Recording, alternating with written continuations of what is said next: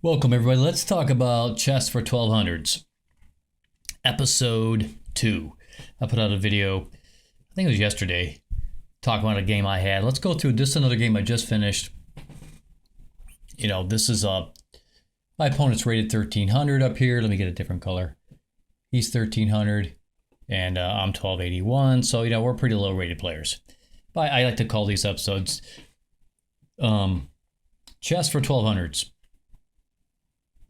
And if I get to higher ratings and start playing better, then we'll talk about different ratings. But let's go through this game. I was white, and my opponent obviously was black.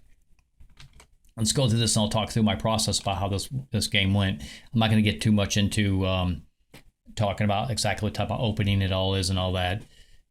Let's just get going here. So I do d4. He does d5. Bishop to f4. Okay.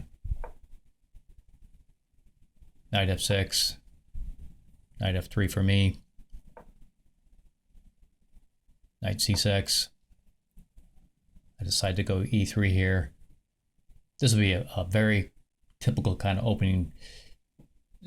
This particular opening, if you want to know the exact name of it, it's here. I guess it's pronounced the Chergorin or Zuckertort. Hope I'm pronouncing that right. But this is a queen's opening. I use this type of similar type of opening a lot, where the bishop gets out here. You get black. The bishop gets out over here first. I find this to be a versatile type of opening. And I used to play a lot of king's pawn, but nowadays I play more queen's pawn. It just makes for a more exciting game as far as I'm concerned. Okay, so let's continue on. He goes pawn to a6.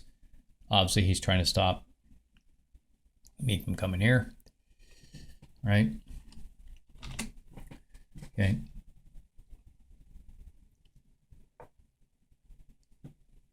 Bishop d3. This kind of looks weird. If you think about this opening right, it looks a little bit funky. Like, what is the bishop's doing? But so far the computer, since this is after the game, the computer says white has a small advantage. No big deal. So we'll get to see how good and bad my play is as we go through this game. But that's not really the point. It's not about playing a perfect game according to the computer. It's about finding ways to beat your opponent, right? It's really, a lot of times, guys, in chess, is who makes the first mistake is the one that loses. If the other guy can capitalize on the mistake.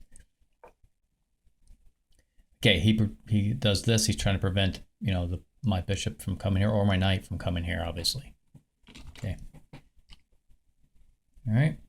Let's keep going. I do knight to c3.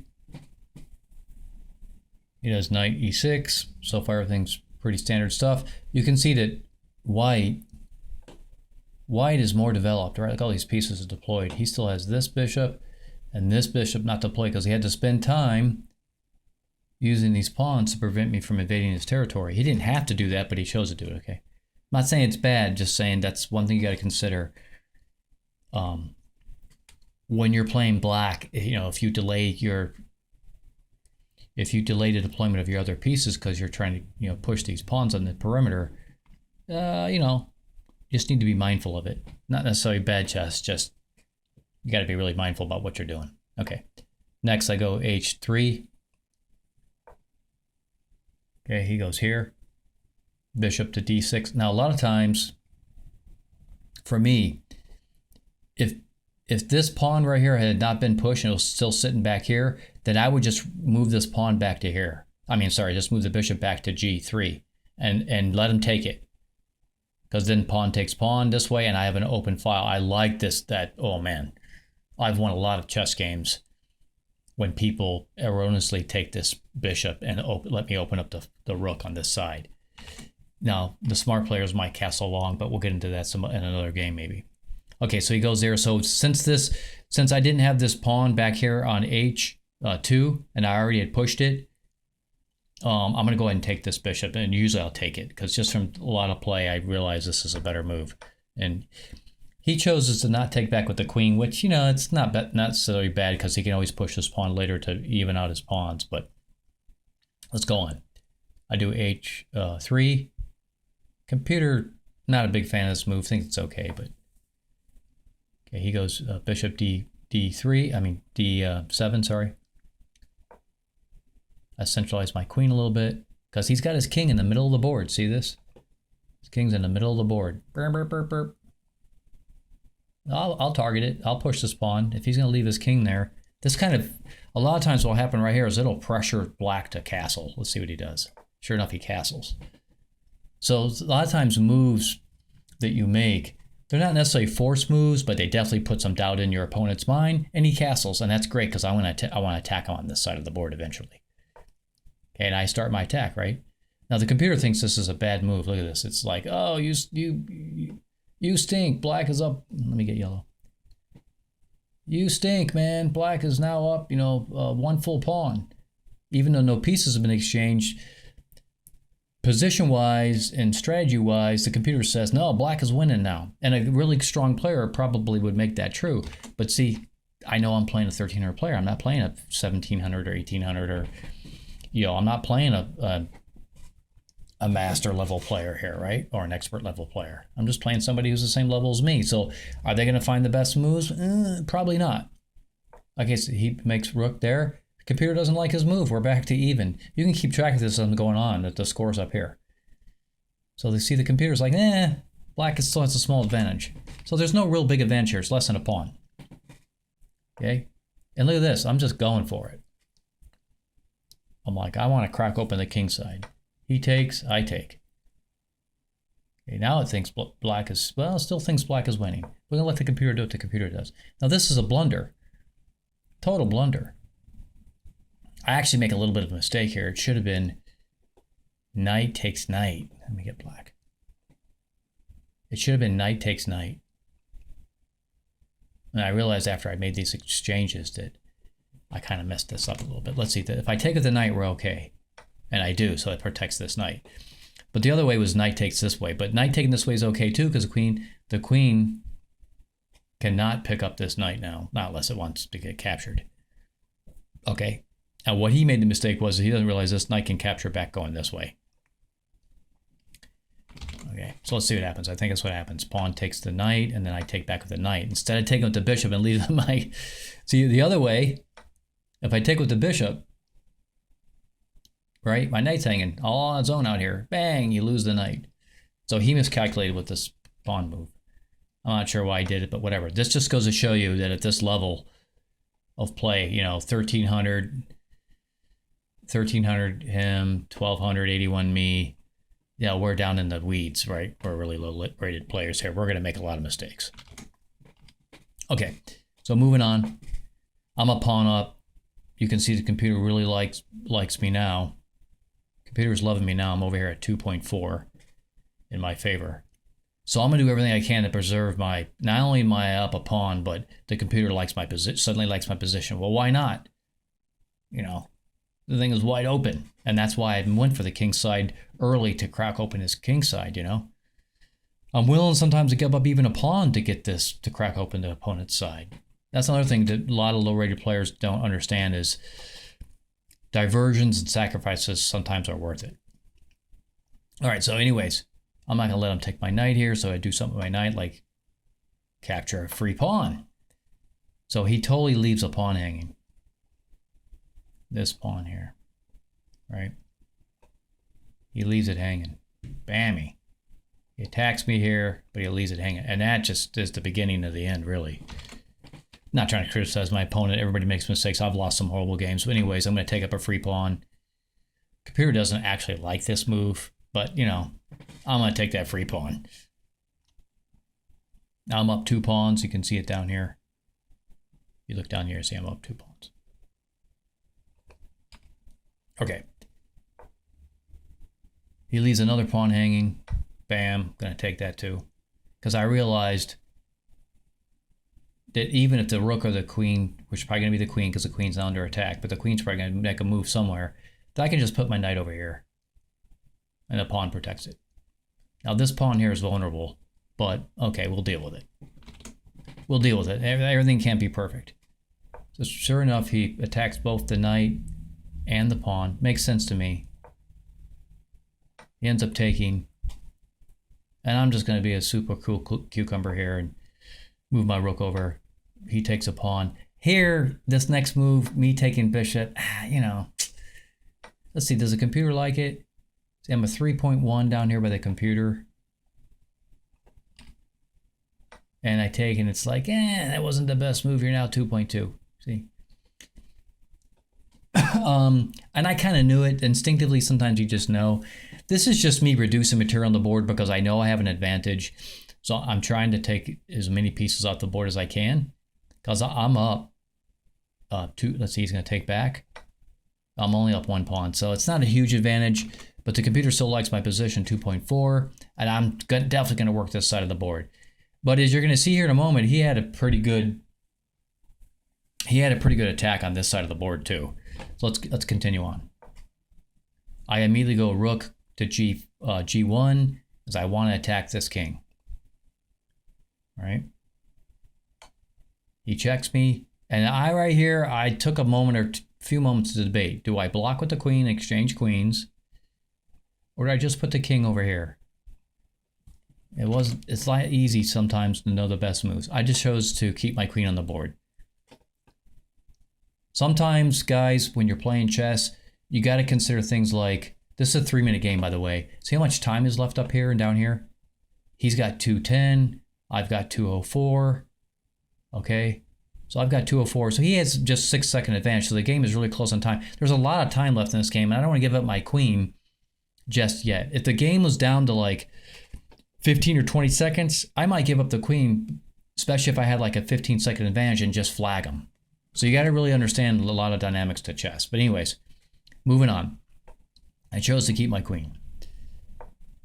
He goes and protects. That's not a bad move, I guess. Computer doesn't really like it, but I don't really care. We're not going to sit there and look at every computer analysis. Okay. He has another free pawn. He leaves me a free pawn.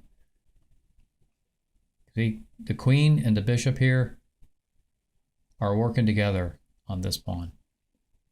And he doesn't see it. Moving the queen back here, he got a little anxious. He wants to protect his king, but he leaves his pawn hanging. Okay. So bam, I'm going to snap up the...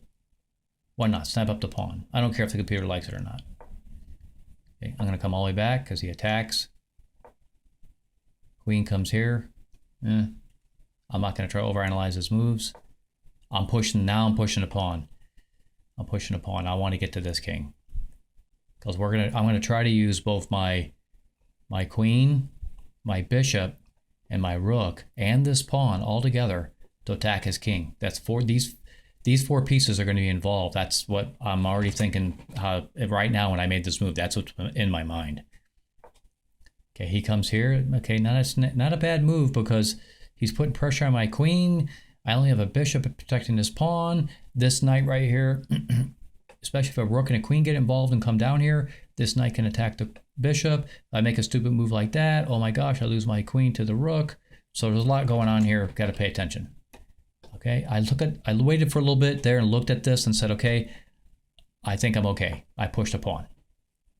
Sure enough, he brings his rook in. Now I'm like, oh, wow. Got to be super careful. I protect my pawn. Computer hates that move. See, instinctively, I knew this was a bad move. I just knew this was a bad move. I'm like, this is not a good move. Okay, if he plays right, he's going to win. He would be able to figure out how to not necessarily win, but he could take advantage of it. But he chose to go this way. It was the wrong move. And I'm like, thank goodness he did that. And I could just take back with the queen. Okay, that was a wrong move. We're not going to get into what the right move is. We'll do, I'm viewing this from the white side. I'm not going to overanalyze black's side of the board, okay? All right, so this is part of chess, right? Your opponent doesn't make the best move. All right, so now he's lining everything up. So now he's got 3 pieces on one. 1, 2, 1, 2, 3 pieces on this one. And it's my 2 against his 3. He's going to win this pawn. But sometimes in chess, you let these things happen. Why? Because I have this move. Bam. And I know that if he takes this pawn, I can check him. Okay. Do I think that's great? I don't know. Let's see how it works out. He takes, I take, he takes. And guess what? I'm not in check, and that was really important. I'm not in check. And sure enough, I'm just going to take. And to my shock, he doesn't take back. Because he should have. It should have been rook takes rook, queen takes queen. Okay. And then, you know, whatever, he's going to have to deal with this. He's going to have to deal with this pawn up here. Okay. Or, I'm sorry, no, that wouldn't make any sense, right? No, not my bad. That's stupid. Duh. No, of course he's not going to take because he loses his queen. So what he chooses to do instead is he just moves his king because he doesn't want to lose his queen. Yeah, I'm sorry, guys. Even I'm making a mistake. If he were to go this way, then he loses queen. That's a big no-no. So he just chose to move the king. Okay, so I sat here for a moment. I'm like, okay, what's the best move? It's got to be queen take queen. So I chose to do queen take queen. Okay, and guess what? After it's all said and done, I'm still up to 2 pawns down here. I got plus 2 pawns on the board. We can count them. 4 against 2. All right, and what am I going to do? I don't know. In my simple mind, I'm going to attack this pawn. Sure enough, I attack. He's probably going to protect it. He does. And now I know it's just a march fest with the king. I just start marching my king. And look at this move, guys. This is really this is the move of the game right here. He attacks my king with my rook, with his king. Right? He comes over here, he attacks it. But I know that I'm really close to a queen. And I'm like, go ahead, take it. Queen. And he actually resigns. Right here, he resigns in the game. Now, should he resign? You know, I can't make the decision for him. He chose to resign. Now, if I had many games in this exact situation where I'm on the losing side. So if I was black, would I resign right here? Not necessarily if I was feeling it. Because guess what, guys? White's got 27 seconds, and I've got 1:11 as black. I know white has a big advantage here. He's going to push these pawns and use his... But white has to prove he can win this game in 27 seconds. And that's not always easy. As black, I would have just got my king and rook together, protected my king and my pawns as best as I could, and tried to hold off for the 27 seconds because there's no increment here. Anyways, this is how I won the game. I'm a little surprised that he didn't try to hold off for a flagging. So there you go, guys. That's how I won it. Amazing game. This last series of moves, oh my gosh, killer. Take it, bam, queen. Wow, what a game. Hope you enjoyed it.